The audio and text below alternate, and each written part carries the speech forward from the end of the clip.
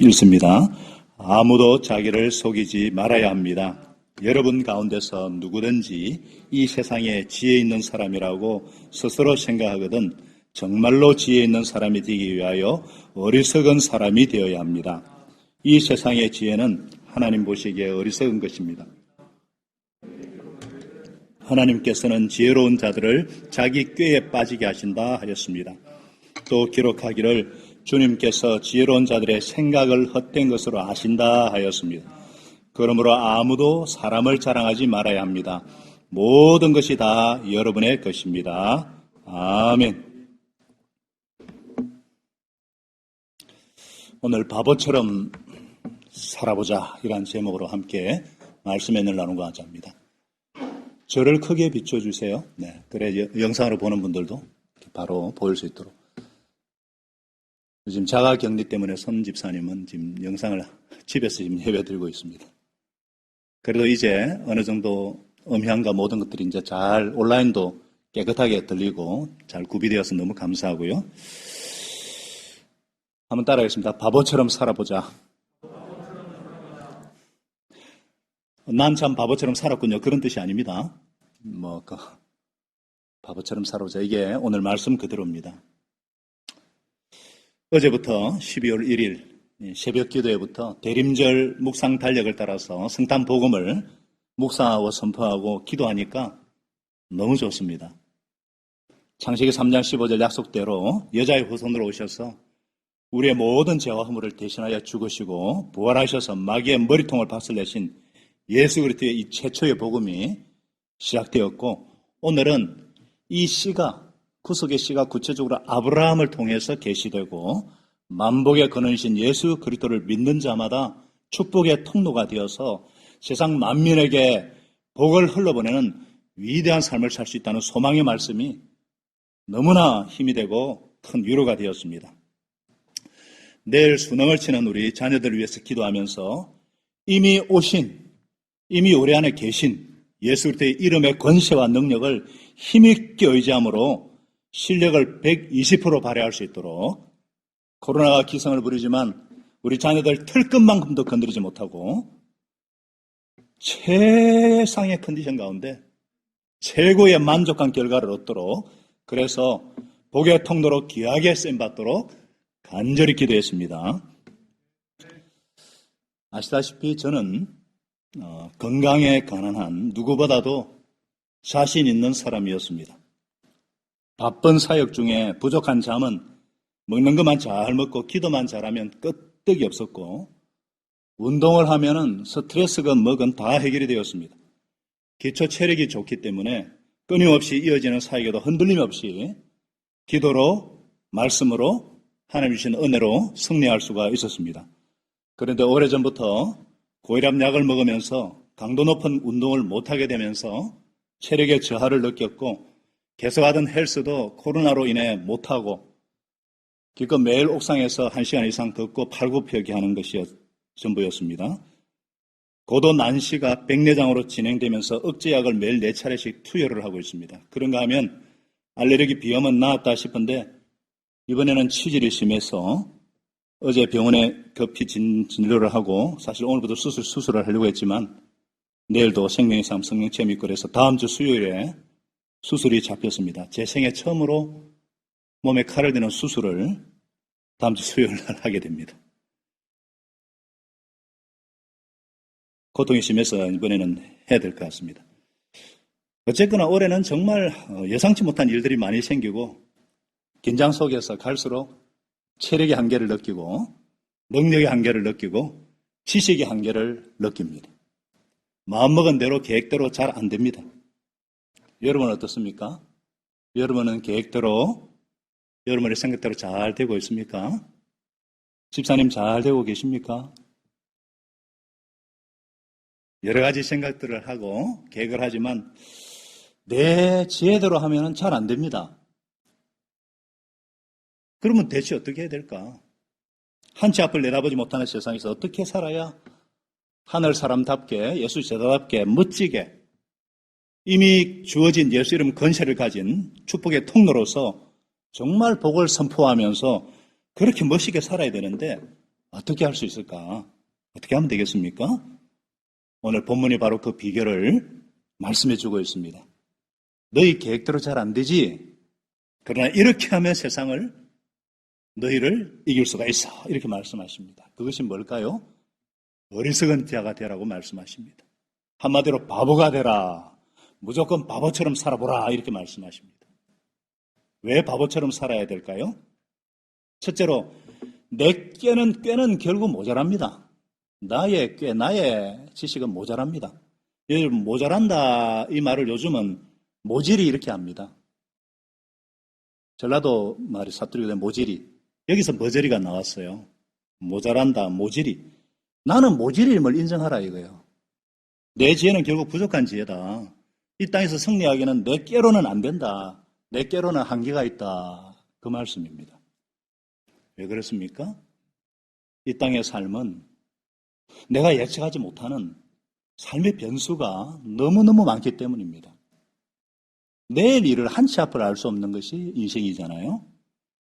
하나님께서 세상을 휘저으시는데 우리 꾀로는 도무지 못 따라갑니다. 그래서 위기를 만나게 되고 예상치 못한 변수를 만나게 됩니다. 위기가 무엇입니까? 내 생각대로 했는데 계획대로 안 되는 것을 철학적으로 위기라고 합니다. 삶에는 늘 위기가 있습니다. 이렇게 되리라 생각하는데 그대로 잘 안 돼요. 세상은 내 생각대로 잘 안 됩니다. 내 꾀는 세상 흐름을 따라잡지를 못합니다. 하나님은 신자가 자기 꾀를 따라 사는 것을 싫어하십니다. 그래서 19절에는 말씀하죠. 이 세상의 지혜는 하나님 보시기에 어리석은 것입니다. 성경에 기록하기를 하나님께서는 지혜로운 자들을 자기 꾀에 빠지게 하신다 하였습니다. 하나님은 지혜 있는 사람을 자기 꾀에 빠지게 하신다는 거예요. 너 머리 좋네. 잔머리 굴리네. 그래, 네 꾀에 한번 빠져봐라. 너는 똑똑하다고 생각하겠지만 너는 모질이야. 어리석은 거야. 이렇게 말씀하시는 거예요. 이런 사람을 제가 많이 봅니다. 아무리 얘기해도 못 알아먹어요. 너무 안타깝습니다. 여러분, 하나님 앞에서 함부로 자기 꾀 부리지 마세요. 하나님이 가만 안 두십니다. 자기 꾀에 스스로 빠지게 하십니다. 계속 고집 부리면 네 마음대로 해라 그럽니다. 내버려 두십니다. 이게 저주잖아요. 여러분, 솔로몬 잘 아시죠? 솔로몬 가장 지혜로운 사람, 전무후무한 지혜자. 그가 뭐라고 고백했습니까? 전도서 1장 16절에 보면은 나는 장담하였다. 나는 지혜를 많이 쌓았다. 이전에 예루살렘에서 다스리는 어느 누구도 지혜 스스로 나를 뛰어넘지 못할 것이다. 지혜와 지식을 쌓는 일에서 나보다 더 많은 경험을 한 사람이 없다. 그런 그가 17절에 뭐라 그랬어요? 나는 또 무엇이 슬기롭고 똑똑한 것인지, 무엇이 얼빠지고 어리석은 것인지를 구별하려고 심혈을 기울였다. 그러나 그처럼 알려고 하는 그것 또한 바람을 잡으려는 것과 같은 이름을 알게 되었다. 막 똑똑한 줄 알고 막 찾아다녀 보았는데 이 지혜가 뭐라고 했습니까? 바람을 잡으려는 것인 줄 깨달았다. 바람을 잡으려는 것이다. 여러분, 솔로몬의 최고의 역작 중 하나가 또 하나가 잠언이죠, 잠언. 잠언을 지은 이유는 아들 르호보암을 교육하려고 지은 거예요. 그런데 아들 르호보암은 망해버렸잖아요. 그 아들 때 나라가 쪼개져 버렸잖아요. 그러니까 해도 안 된다는 거예요. 아무리 교육학 박사라도 자기 아들 바로 못 키우는 것이 이게 인간의 지혜입니다. 18절은 그래서 말씀하잖아요. 전도서 1장. 지혜가 많으면 번뇌도 많고 아는 것이 많으면 걱정도 많더라. 지혜가 많으면 번뇌가 많다는 거예요. 지식을 더하는 자는 근심을 더할 뿐이라는 거예요. 인간의 꾀가 바로 이런 겁니다.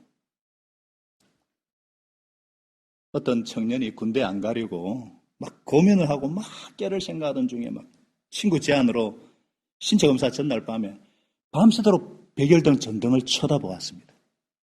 두 눈알을 탁 전등 앞에 들이대고 뚫어지게 쳐다본 거예요. 억수로 세잖아요. 점점 충혈이 됩니다. 눈동자가 시려고 눈물이 줄줄 흐릅니다. 미친 짓 하다가 실명된 거 아니야? 그래도 홀로 계실 어머니와 여동생 생각이 뭐 버티는 거예요. 아침에 친구 손을 잡고 병무청에 갔습니다. 흐릿하게 보이지 않아서 더듬더듬거리며 검사를 받았는데 시력 검사장에 그날따라 긴 줄이 들어서가지고 한참 기다렸는데 눈이 점점 밝아오는 거예요. 주여, 시력 회복을 멈추어 주옵소서. 시력 측정 안에 다 보였어요. 좌우 1.5, 판정관의 목소리 1급 현역 대상. 제가 아는 사람이에요. 여러분, 인간의 깨, 내 깨를 가지고 뭘 하려고 하면 100% 자빠집니다. 이 세상에서 승리하기 위해서는 사람의 깨로는 부족합니다. 그럼 어떻게 해야 되겠습니까? 계산기를 바꿔야 돼요. 뭐라고요? 계산기를 바꿔라. 내 계산기로 계산하지 말고 하나님의 계산기로 계산하라는 거예요. 내 깨대로 하지 말고 하나님의 지혜대로 하라는 거예요. 왜 그렇습니까? 이 세상을 휘저으시는 분이 하나님이시기 때문입니다. 지난주 말씀대로 역사는 하나님의 경륜대로 흘러가기 때문이에요. 하나님이 역사의 주권자세요. 그래서 이 세상에서 승리하기 위해서는 하나님의 계산기여야 합니다. 내 계산기로는 안 맞아요. 18절은 말씀하지 않습니까? 아무도 자기를 속이지 말아야 합니다. 여러분 가운데서 누구든 이 세상에서 지혜 있는 사람이라고 스스로 생각하거든 정말로 지혜 있는 사람이 되기 위해서 어떤 사람이 되어야 한다고요? 어리석은 사람이 되어야 합니다.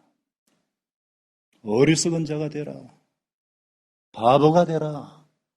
바보가 되어야 지혜로운 자가 된다. 그 말씀입니다. 자주 그렇죠? 때때로 하나님의 말씀대로 사는 게 굉장히 어리석어 보입니다. 용서하라 그러시고요. 심지어는 70번에 7번도 용서하라 그러고요. 져라 그러고요. 세상은 무조건 웃자든지 이겨야 되는데 성경은 져라 그럽니다. 양보하라 그러고 오리를 가져 그러면 심리도 같이 따라가라 그러고 이래가지고 세상 어떻게 살겠어요? 못 살잖아요. 그런데 그게 하나님의 지혜라는 거예요. 바보처럼 살아라고 하는 거예요. 진짜 아이러니하지 않습니까? 바보가 되어야 지혜로운 자가 된다 이렇게 말씀하고 있잖아요. 이게 하나님의 계산기예요. 이게 하나님의 계산기. 말씀대로 살아야 하나님의 뜻에 맞다는 거예요. 여러분 계산기를 바꾸시기 바랍니다. 그래서 우리가 기도하는 이유가 뭐예요? 하나님의 계산기로 살 수 있도록 하나님의 지혜와 능력을 더듬기 위해서 기도하지 않습니까? 무조건 바보처럼 한번 살아보는 거예요. 여러분 요즘 고속도로 이게 얼마 안 됐습니다. 몇 년 안 됐어요. 고속도로를 가다 보면 지금까지 없었던 뭐 여기 이제 우리 터널 들어가고 나올 때도 또 빠질 때 보면은 녹색, 분홍색 선이 보이잖아요. 그거 몇 년 안 됐어요. 그게 그려진 지가. 한국도로공사에서 24년째 근무하고 있는 윤선덕 설계차장님 작품이에요. 막 사고가 일어나가지고 어떻게 할까 하다가 자기 집에 애들이 막 어떻게 하면 도로를 버리는데 막 색깔을 칠하니까 거기서 아이디어 얻어가지고 이 아이디어 때문에 우리나라 도로 분기점에서 약 22%, 나들목에서는 40%의 엄청난 교통사고 감소 효과를 가져왔죠. 마산 창원 빠진 데 보면 분홍색 이렇게 돼 있잖아요. 딱 눈에 띄거든요. 그런데 거기 어떤 성과 보상이나 보수가 없었어요. 포상이 없었어요. 특허를 신청해서 돈을 벌려고 했는데 안 한다는 거예요. 특허를 안 냈으니까 전국에 색깔 유도선이 퍼져가지고 오히려 좋다는 거예요. 왜 그랬냐 그러니까 바보 같아서 그랬답니다. 남 좋은 일을 하느라고 자기 일도 못 챙기니까 바보라는 거예요. 하지만 뭐 다들 그런 바보들이 있다는 거 좋아하는 것 같아요. 언론도 온 국민에게 알리려고 하더라고요 하면서. 세상이 워낙에 각박하잖아요. 그래서 이런 바보들이 몇 명 더 있으면 참 세상에 조금만 더 살기 좋아질 거예요. 이분이 지난 8월에 온 더 키즈 블락인가 어떤 그 프로그램에서 나와서 한 얘기예요. 이 기사를 제가 읽고 아이고 나도 바보가 목사가 돼야지 도전을 받았습니다. 제가 어떤 사람으로 인해서 너무너무 화가 나고 기도할 때마다 속이 뒤집어지고 잠도 제대로 못 자고 막 그랬습니다. 그래서 체질이 도진이 아닌가 싶기도 한데 만나고 싶었지만 하고 싶은 얘기 다 해주고 싶었지만 그냥 참았습니다. 무조건 바보처럼 살기로 했기 때문입니다. 여러분 세상을 이기기 위해서는 결국 계산기를 바꿔야 됩니다. 계산기를 바꿔 바보처럼 살면 어떤 일이 생길까요? 모든 게 다 뒤집어집니다. 하나님의 지혜로 인해서 만물을 우리에게 다 주신다는 말씀입니다. 하나님이 역사의 주인공이시기 때문에 21절을 우리 다 같이 읽겠습니다. 21절. 그러므로 시작. 그러므로 아무도 사람을 자랑하지 말아야 합니다. 모든 것이 다 여러분의 것입니다. 모든 것이라는 말은 만물이 여러분의 것이라는 거예요. 우리가 사람의 깨와 사람의 지혜를 자랑하지 않고 하나님의 깨와 하나님의 지혜를 자랑하고 하나님의 계산기대로 말씀대로 바보처럼 살면은 만물을 다 주신다는 거예요. 사랑하는 성도 여러분, 이 말씀을 꼭 붙잡으시기를 축복합니다. 이 말씀을 꼭 믿으시기를 바랍니다. 세상의 눈으로 볼 때 말씀대로 사는 거 어리석어 보입니다. 그러나 하나님의 지혜는 만물을 우리에게 다 주시는 지혜예요. 하나님의 계산기로 두드려야 바보가 돼야 모든 것을 주신다고 말씀하고 있습니다. 우리 계산기는 이 땅에서 먹고 살기 위한 계산기고 하나님의 계산기는 만물을 우리에게 다 주기 위한 계산기예요. 결국 하나님의 방법대로 해야 만물을 다 가질 수가 있습니다. 하나님은 엄청 크신 분이세요. 작게 성공하려면 내깨대로 하면 됩니다. 그런 사람이 잘 살아요. 말빨이 센 사람이 잘 살고 욕 잘하고 양보 안 하고 막 탁 자리 잡는 사람이 막 아파트를 가지고 투기하는 사람이 막 잘 살죠. 그러나 만물을 다 가지려면 진짜 큰 성공을 하려면 정말 세상을 이기려면 그것 가지고 안 된다는 거예요. 하나님의 지혜가 있어야 된다는 거예요.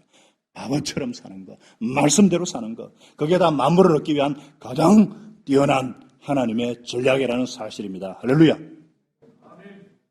왜 그럴까? 왜 그렇습니까? 하나님의 말씀에는 하나님의 지혜가, 하나님의 능력이, 하나님의 권세가 담겨있기 때문입니다. 말씀을 따라 사는 것이 하나님을 경외하는 것이다. 이렇게 말씀하시고 이렇게 여기시기 때문입니다. 잠언 1장 7절은 말씀하죠. 주님을 경외하는 것이 지식의 근본이거든. 어리석은 사람은 지혜와 온기를 멸시하니라. 잠언 9장 10절은 말씀하죠. 주님을 경외하는 것이 지혜의 근본이요 거룩한 일을 아는 것이 설기의 근본이다. 주님을 경외하는 게 뭐 딴 거 아니에요. 그저 말씀을 그대로 받아서 그대로 사는 것입니다. 용서하라 그러면 용서하고, 맺힌 거 풀라 그러면 풀고, 봉사하라 그러면 봉사하고, 욕심내지 마라 그러면 욕심내지 말고, 네가 자하면 내가 우하고, 네가 우하면 내가 자할게 하는 겁니다. 단순하게 순종하는 거예요. 그러면 질 것 같죠? 절대 안 집니다. 바보 중에 한 사람이 오늘 말씀에 나오는 믿음의 son 아브라함이잖아요. 조카 롯하고 싸움이 생겼을 때 아브라함이 뭐라고 합니까? 네가 보는 땅이 얼마든지 있으니까 따로 떨어져 살자. 네가 왼쪽으로 가면 나는 오른쪽 가고 네가 오른쪽 가면 나는 왼쪽으로 가겠다. 양보를 했어요. 이렇게 하면 조카 롯이 미안해가지고 아이고 삼촌 제가 안 좋은데 할게요 해야 되는데 인간이 안 그렇죠. 롯은 자기 눈에 좋아 보이는 대로 보니까 막 소돔 같고 고모라 땅 같고 좋아하는 대로 먼저 선택해 갔습니다. 아브라함 바보잖아요. 조카한테 밀려가지고 안 좋은 땅으로 가잖아요. 근데 나중에 보면 누가 더 잘 됩니까? 아브라함이죠. 롯이 위기에 빠졌을 때 그 조카를 구하려고 380명의 무장 부하들을 데리고 갑니다. 그 말은 밑에 종이 380명 되는 거부가 되었다는 거예요. 정말 하나님의 계획은 다르죠. 하나님의 지혜는 다릅니다. 그렇게 바보처럼 해야 하나님이 역사하십니다. 하나님은 바보를 좋아하십니다. 왜냐하면 예수님이 바보 예수시거든요. 그 권세와 영광과 하나님의 모든 능력이 있으신데도 낮고 낮은 이 땅까지 오셔가지고 그 징글징글한 죄인들을 위해서 십자가에서 비참하게 죽으시는 바보 예수시기 때문에 바보시기 때문에 그러나 하나님은 그를 높이셔서 모든 만물 위에 뛰어난 이름을 주셨고 그 이름의 권세를 가진 자는 이 땅에서 비록 없는 것 같고 부족한 것 같고 바보 같을지라도 세상을 이기는 만물을 주시는 은혜를 베풀어 주시는 분이시기 때문입니다. 바보 의사 장계래 박사를 아십니까? 제가 밤에 문을 열어놓을 테니까 어서 집으로 가세요. 생활이 어려운 분이 병원에 입원했다가 퇴원을 해야 되는데 돈이 없어 막막해 있을 때 눈치를 채고 병원 뒷문으로 몰래 빠져나가게 해준 분이잖아요. 이 환자에게 닭 2마리 값을 내주시오. 원장. 병이 나으면 무엇보다 잘 먹어야 되니까 환자에게 써준 처방전이 그거예요. 처방전이. 국가보다 10년 앞서서 우리나라 최초의 청식자 의료보험조합을 만들었고 사람들은 종종 그를 이렇게 불렀습니다. 바보. 그분이 뭐라 그런 줄 아십니까? 바보라는 말 들으면 그 인생은 성공한 것이다. 그리고 인생의 승리는 사랑하는 자에게 있다. 그의 비문에는 주를 섬기다가 간 사람. 하나님은 바보 장기려를 사용하셨어요. 오늘 본문 21절처럼 모든 것을 그에게 주셨습니다. 장기려 기념병원으로 보건병원을 주셨고, 부산대학병원이 있고, 장기려 도로가 있고, 많은 사람이 한국의 슈바이츠, 살아있는 성자, 작은 예수라고 존경하며 기억을 합니다. 제가 잘 아는 사모님이 있으세요. 요양병원 수강의사로 근무를 했습니다. 요즘 교회 가기도 힘들게 해서 이제 좀 목사님 목회 좀 더 힘이 되게 해가지고 그만두려고 하는데 병원장이 보자고 하더니 절대 그만두면 안 됩니다. 원하는 대로 다 줄게요. 재택근무해도 좋습니다. 일주일에 한 번만 나와도 좋아요. 이제까지 그런 조건을 받은 사람이 아무도 없어요. 60살에 된 간호사를 그렇게 해주는 병원이 없거든요. 그런데 200병상 이상의 요양병원은 안전 담당 간호사가 필요한데 QPS 책임자로 밑에 한 명 붙여주고 일주일에 한 번만 나오라는 거예요. 그리고 같이 일하게 된 간호사가 곧 결혼을 앞두고 있는데 사모님 보고 주례를 서달라는 거예요. 사모님 같은 분하고 일하게 돼서 영광이고 사모님을 닮고 싶어요. 사모님 제 롤 모델이요. 그러면서. 처음에 그 병원에 오래전에 간호사로 가서 일할 때 사모라고 안 했는데 자연스럽게 밝혀지다 보니까 그때는 입방아에 올랐어요. 사모가 돼가지고 양보도 안 하고 사모가 돼가지고 이쩌고 저쩌고 막 비난했는데 이 사모님 한성질 하는 분이거든요. 그 담임 목사님도 정말 센 분인데 한성질 하는데 이 사모라는 것 때문에 막 참고 또 참았대요. 양보하다 보니까 병원에서는 바보였답니다. 바보처럼 살았. 근데 엄청 손해인 줄 알았는데 세월 지나고 보니까 바보가 이긴 거예요. 그 병원에서는 없어서는 안 될 존재가 되고 같이 일하던 간호사가 결혼 주례까지 써달라는 거예요. 여러분 말씀대로 사는 것이 결국 지혜요 만물을 얻는 비결인 줄 믿으시기를 축복합니다. 하나님의 바보로 살면 결국 하나님이 다 주십니다. 바보가 다 가집니다. 바보가 이깁니다. 바보가 썩소리합니다. 바보처럼 살아보십시다.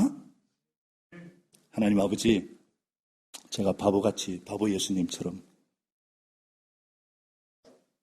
사람에게는 멸시 받고 아무 존경할 흠모할 만한 것도 없었지만 우리 예수님은 하늘 보좌 영광 버리시고 낮고 낮은 이 땅까지 오셔서 인생들의 모든 생로병사 고집 연약함을 다 체열하시고 십자가에 죽으시고 부활하셔서 모든 만물을 이름 위에 뛰어난 이름을 가지신 것처럼 우리 하나님의 사람은 자기 깨로 자기 지혜로 결코 하나님이 우리에게 주고자 하는 큰 복의 통로가 될 수가 없습니다. 오히려 어리석은 자가 되고 바보처럼 살아갈 때에 오히려 하나님께서 모든 것을 주시고 만물을 주시고 결국 바보가 이기는 것은 성경에서 주시는 놀라운 지혜입니다. 하나님 아버지, 하나님을 경외하는 것이 지식의 근본이고 하나님을 경외하는 지혜의 근본이라 하셨는데 우리 수능을 치는 우리 지체들이 하나님을 경외함으로 하나님이 주시는 지혜로 최선을 다하게 도와주시고 우리 성도들이 비록 세상에서는 이미 세상 사람들은 자기께로 이 땅에서 잘먹고 잘 살기 위해서 그 모든 겉모술수를 쓰지만 우리는 정직하게 행하고 하나님 앞 살기 때문에 근본적으로 싫어하고 욕들어 먹을 수밖에 없습니다. 다만 우리가 그럼에도 불구하고 태도는 한없이 낮추지만 실력은 한없이 쌓으면서 오히려 겸손과 온유로 옷을 입고 바보같이 양보하고 져주면서 오히려 땅을 기업을 얻고 모든 것을 얻는 복의 통로로 우리와 우리 성도들을 사랑하여 주셔서 정말 세상과 다른 세상과 차이 나는 삶을 삶으로 이 세상과 만물을 충만케 하는 자의 충만인 세상의 소망이고 희망이 되는 뭔가 다른 그런 교회가 될 수 있도록 도와주시고 오늘도 주님의 능력과 건설을 되찾기 위해서 이 자리에 모였사오니 하늘문을 여시고 하나님의 영으로 충만케 하시고 하나님의 지혜로 충만케 하여 주시옵소서. 예수님의 이름으로 감사하며 간절히 기도합니다. 아멘.